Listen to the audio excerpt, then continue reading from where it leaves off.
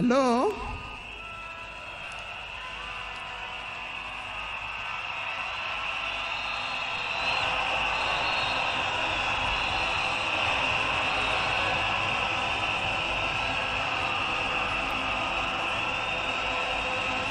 Thank you.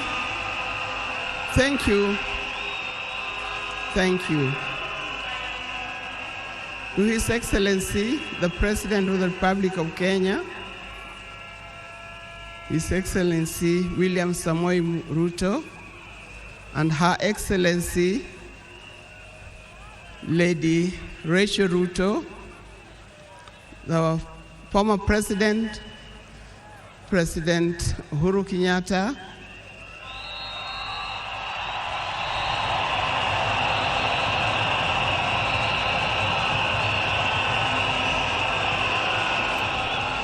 the visiting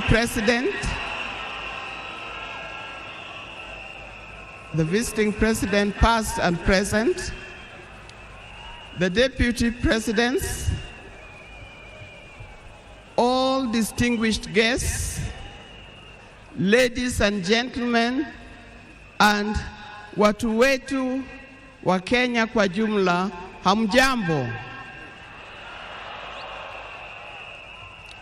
Today is a very unique day. It is not every day that I would be standing here to say something to the nation and to the world about my dear husband, Raila Amolo Odinga.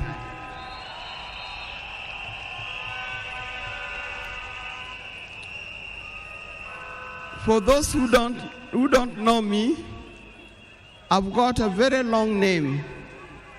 They call me Canon Dr. Ida Betty Odinga EST. Now, these names don't just come like that, but they are names that are given. I cannot forget the name that the public has given me, called Min Pin.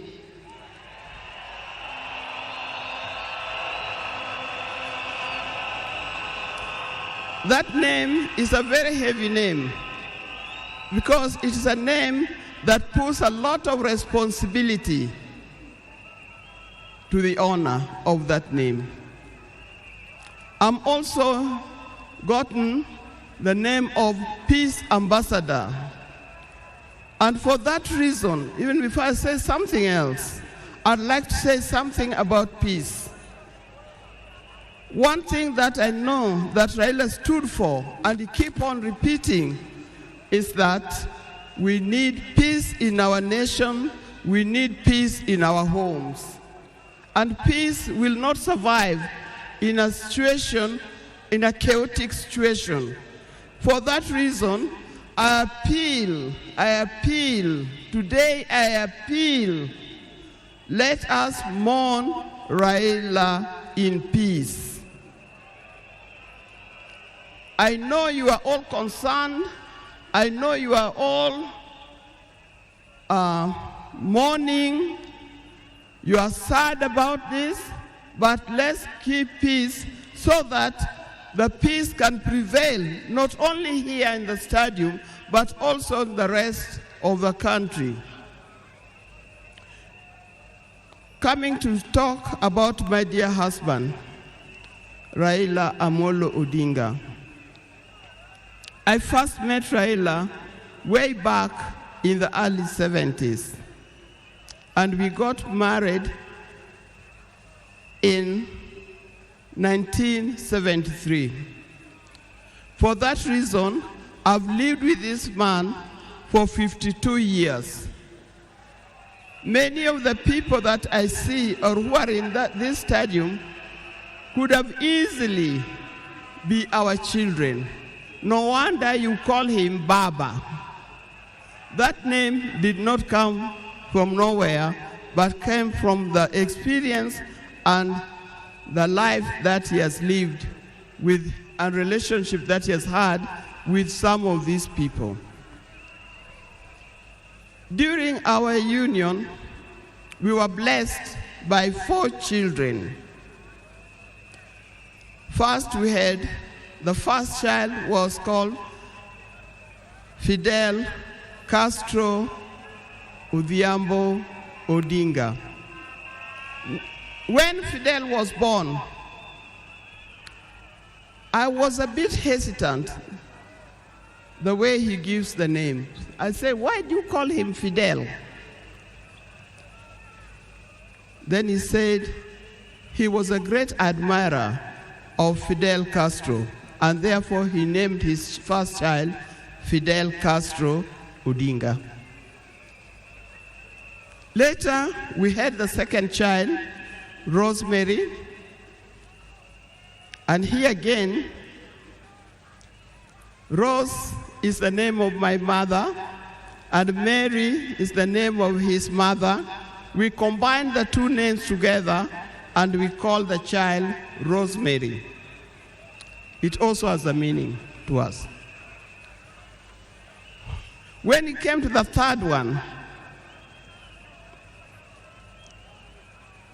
and he named after his best friend and his cousin called Raila Kembo, with whom they shared the name. So we ended up with Raila Oginga Odinga. Last, there was a big gap, and I'll explain to you. Last came the 4th child. The 4th child, when I went to the hospital, and you know those mothers, or well, you know, you end up somewhere in labor ward. And I was watching the television. And on the television, that's the time when Nelson Mandela had come out of prison. It was he's been there for 27 years. Raila also had been in prison, but that's not why we named her Winnie. And I was watching the television, I could see Nelson Mandela and Winnie Mandela holding hands as Mandela walked out of the gates of the prison. By then, I didn't know what kind of child I was going to get. But then I said, if it's a boy, we'll name him Wilson Mandela. But if it's a girl, will be Winnie Mandela. And therefore, Winnie Mandela arrived. And that's the 4th child. I see when you look at this naming of the children, I know these days you can name your child anything that you want, but because you name them people you never saw, you never heard of, simply because it saw the name written somewhere. There's nothing wrong with giving our children the names of the people who in our lives we think are the heroes. Our life was not smooth life. Just like any other family, there's been ups and downs. But as we continue living together, we've learned how to cope because we all have weaknesses and strengths. We learned to talk straight to one another. We learned to speak the truth, and we learned to forgive and move on. Now, that forgiving spirit was not only in the home, but is something that has spread to the Kenyan. You've seen how many times he has tried in the elections, but that forgiveness is a paramount. So please don't carry grudges from one generation to another and from one group to another. We are all Kenyans. We are all Kenyans. We are sisters and brothers. We must learn to to forgive easily and build together Kenya.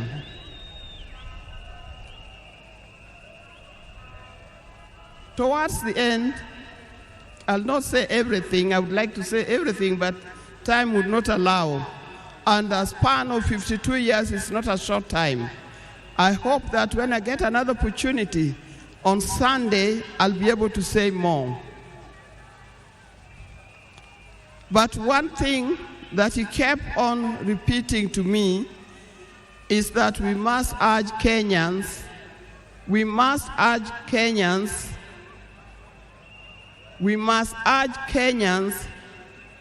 to live in peace. He kept on repeating that. We must repeat it to our Kenyans, we live in peace. Raila hated dishonesty. He hated dishonesty. He hated greed.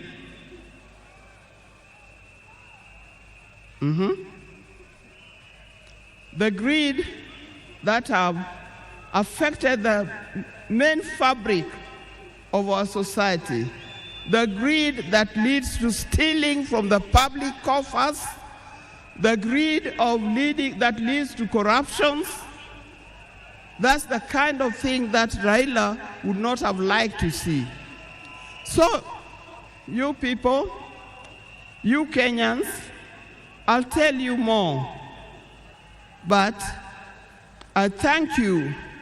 I thank you, those who have come and those who are watching us from other places.